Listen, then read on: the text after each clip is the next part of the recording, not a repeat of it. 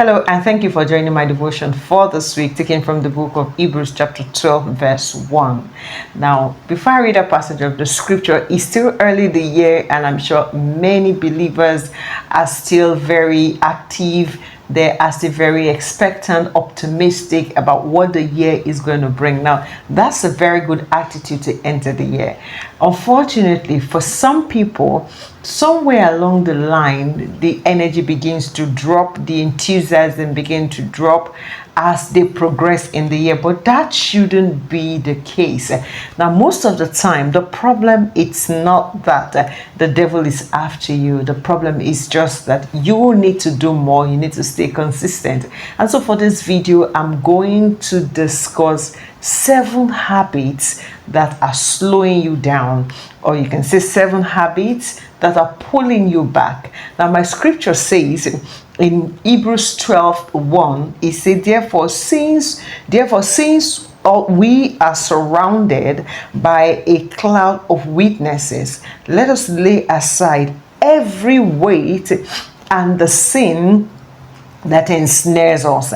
It means that there is the possibility to go at the speed of light, which we call divine speed, if we don't have anything slowing us down. It therefore means that after you have prayed, you have searched the scripture, you have fasted, which many believers are doing at the beginning of the year like this, there is still more you can do, especially to tame this flesh, to control this flesh, so that you can achieve your goal and lead the new year to full capacity. One of those things that often slow the believer down is procrastination. Delaying what should be done now. I'll do it later.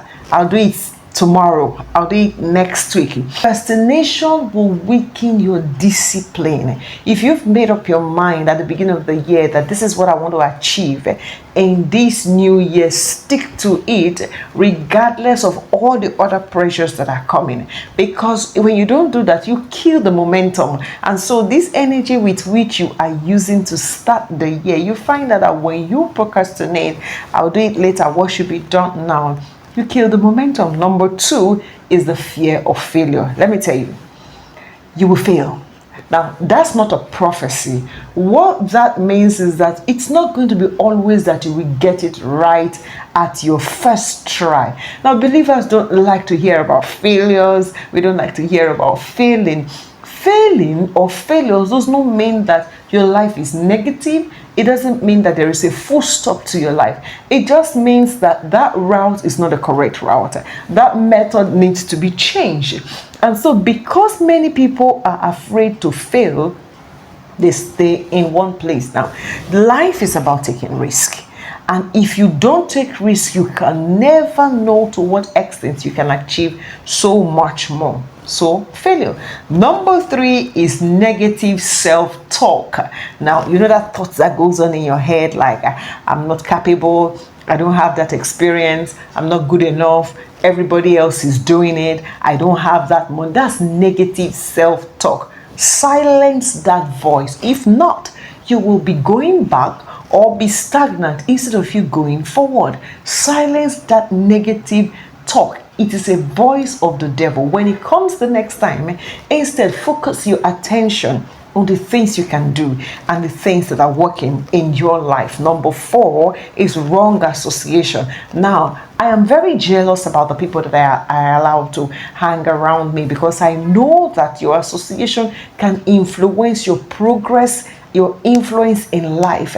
You don't want people around you that are faith extinguishers. You don't want people around you that have small vision and want to use their smallness to affect you. Also, be mindful of your association. Now, the friendship, you may have known the person a long time, doesn't necessarily mean that they may be healthy for your journey. Number 5 is lack of discipline. Without discipline, you're going nowhere. You just wake up and find yourself like you're going round and round in circle.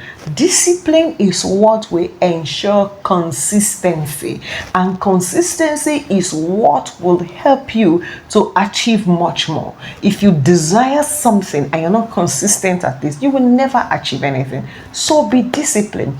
Look in your life, the things that you started the year with, that you said you want to achieve this year, the hurdle, the wall between you and achieving that thing is discipline. Be disciplined to your goals, be disciplined to pursuing your passion. Number 6 is unhealed offenses and bitterness. See, let me tell you something about bitterness and offenses. When you are bitter towards somebody, they are carrying on with their life.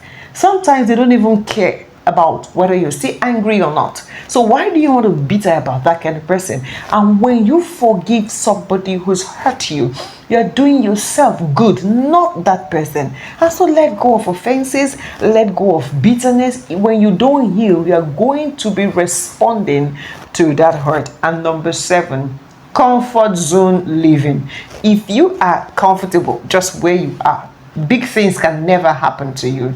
Big things happen to people who are daring, who wants to take risk, who are willing to stretch, they are willing to learn, they are willing to keep changing, they evolve.